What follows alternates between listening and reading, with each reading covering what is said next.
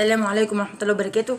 ازيكم يا حبايبي؟ عاملين ايه؟ النهارده هنعمل حجازيه وسهله جدا، واحنا كنا بنشتريها غاليه من بره وهي طلعت اسهل مما كل. يلا بينا نشوف هنعملها ازاي.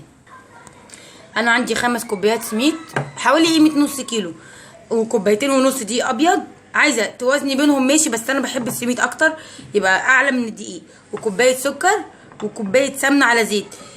لو انت عايزه تبقى ناشفه شويه خلي السمنه اقل من الزيت بحاجات بسيطه، او تعادلي بينهم يبقى نص مثلا سمنه ونصها زيت، وواحده زبادي صغيره، وكيس خميره. يلا بينا نبدا. بسم الله. انا عندي الطبق بتاعي ده هحط عليه السميد، دي السميد اهوت كله، وهنزل عليه بالدقيق بتاعنا اهوت. طول عمري مش بحب الحجازيه دي ابدا، كنتش برضه اكلها بسبب انها ايه مش عارفه، لكن لما عملتها بقى ولما اتجوزت لقيت ولادي بيحبوها وكبروا بقى يحبوها، وحماية الله يرحمه كان بيحبها. اتعلمتها طلعت رهيبه بقى، كل يوم يقولي عايزين ناكل حاجه زي، وطعمها احلى من بتاعت بره بكتير. دلوقتي احنا قلبنا دي السميد على الدقيق الابيض، وهننزل بكيس الخميره. انا عايزه كيس بحاله، وهنقلب، وهنزل بكوبايه السكر اهيت، وهنقلبهم كلهم كويس مع بعض. عندك سكر ناعم ماشي، عندك اي سكر، ما توقفيش نفسك، اي حاجه تشغلي اهو. احنا قلبنا كل المكونات مع بعض. ننزل بقى بالسمنه اهيت، السمنه على زيت. انا بحبها ناشفه شويه فعشان كده كترت نسبه الزيت شويه، انتي براحتك. وهنقلب بسم الله الرحمن الرحيم، وهو بعدين هنزل عليها بكوبايه الزبادي، اي زبادي بتحبيه اي نوع اهوت.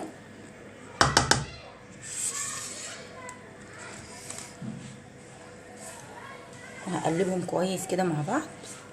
انا مش عايزاها عجينه شبه العجينه بتاعتنا، انا عايزاها عجينه تطلع كده مفرفته في ايدي مش بتلم. وكان عندي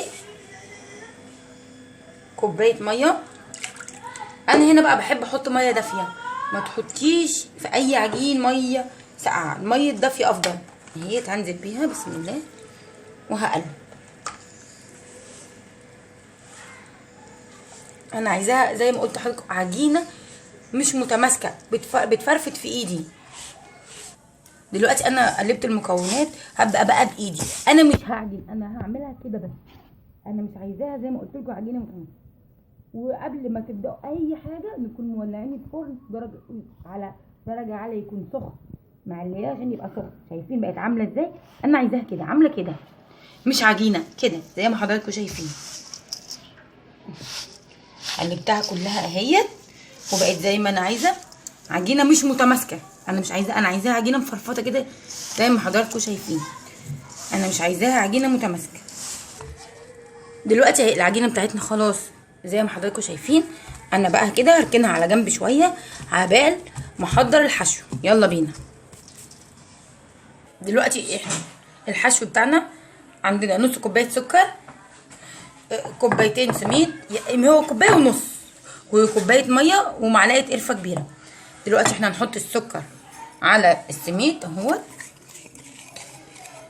ونقلبهم ونحط عليهم القرفه بسم الله اهيت،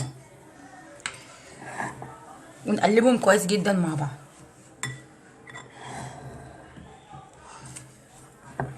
اهو. صدقوني هتجربوها بالطريقه دي، سهله جدا، ولا نشتريها غاليه من المحلات ولا اي حاجه، ومتاخدش وقت، هي بس كل الوقت بتاعها في الفرن. قلبناهم كلهم مع بعض. نبدا بقى الميه دي بقى بالتدريج. انا عندي نص كوبايه ميه، هبدا بالتدريج بسم الله. احط شويه واقلب كده، وازود تاني شويه.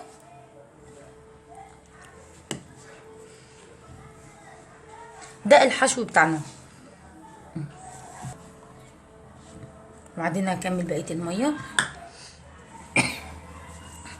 لو لقيناها معانا محتاجه كمان معلقه ميه نحط، مش محتاجه خلاص. انا عايزاها عجينه ماسكه. دلوقتي هي العجينه بتاعتنا محتاجه شويه ميه صغيرين، هنحط شويه تاني بسم الله. ايوه، وهنعجنها بقى كويس جدا كده بسم الله.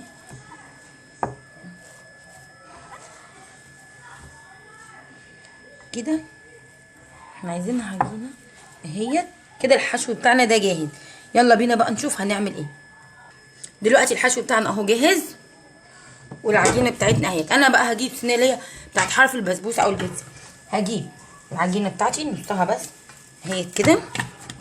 انا عايزه الجزء اللي تحت ده يبقى سميك شويه، يعني ايه عالي شويه عن التاني.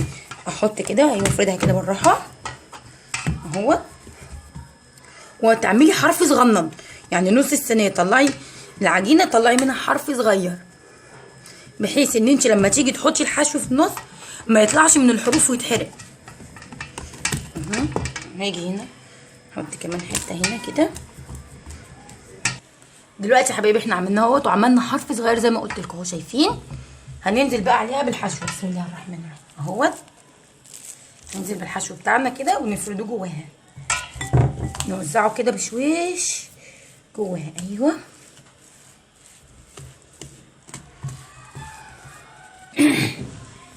كده حبايبي ده شكل الحشو خلاص. احنا دلوقتي بقى عايزين نغطيها بطبقه تانية. هنجيب طبقه صينيه زي دي كده ونجيب بقى الحشو بتاعنا ونفرده عليها اهو عشان تطلع ايه متساويه وما تاثرش على الحشو. دلوقتي كده ده يا حبايبي شكلها بعد ما خلصناها. هنجيب بقى شوكه، عايزه تعملي كده براحتك عادي، مش عايزه خلاص، عشان تديني نفس الخطوط زي اللي احنا بنجيبها في الحجازيه اللي بره، شايفين؟ واضغط جامد كده عشان تبقى بارزه اهو. وبعد كده هنحطها في الفرن. اهم حاجه الفرن بتاعنا يكون سخن وعالي.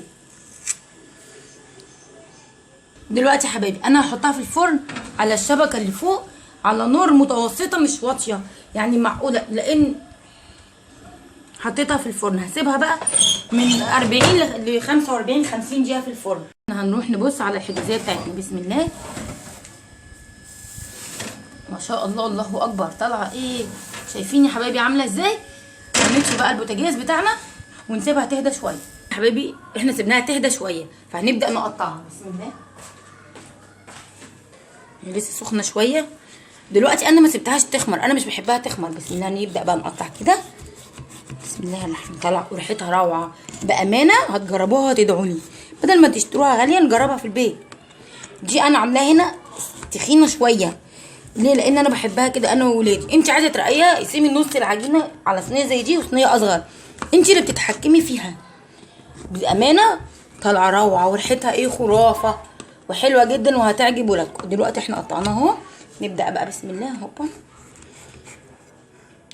انا ما بحبهاش تخمر، يعني انا بعملها على طول من غير ما تخمر، ما بستناش. تنفع بقى وجبه فطار، وجبه غدا. ما تقوليش ما بعرفش اعمل حاجه، وطبعا كلمه ما بعرفش دي وحشه جدا. اتعلم.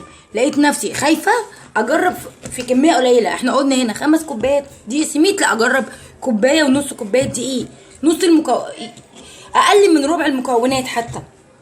بس المهم اني اجرب، ما افضل اجرب واحاول واجرب واحاول لحد ما اوصل. بسم الله اهي طالعه ايه. بسم الله الرحمن الرحيم. يا جماله يا جماله، شايفين؟ اقسم بالله روعه وريحتها حلوه جدا. وبصوا من تحت عامله ازاي ومن هنا. انا بحبها كده بالحجم ده. انت عايزه تعمليها اخف ما يضرش، اللي انت عايزاه. وجربي ما توقفيش. ريحتها وطعمها روعه. لو بتحبي السكر زياده حطي سكر زياده، تحبي قليل براحتك.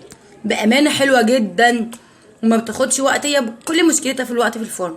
واتمنى يا رب ان وصفاتي تعجبكم، وما تنسونيش في اللايك والاشتراك في القناه بتاعتي اسمها خليكي مع دودو، والكومنت واي تعليق. ولو في حاجه عايزين تجربوها ومش عارفين قولي لي وانا هقول لك الوصفه او هنزل لك بيها الوصفه. والسلام عليكم ورحمه الله وبركاته.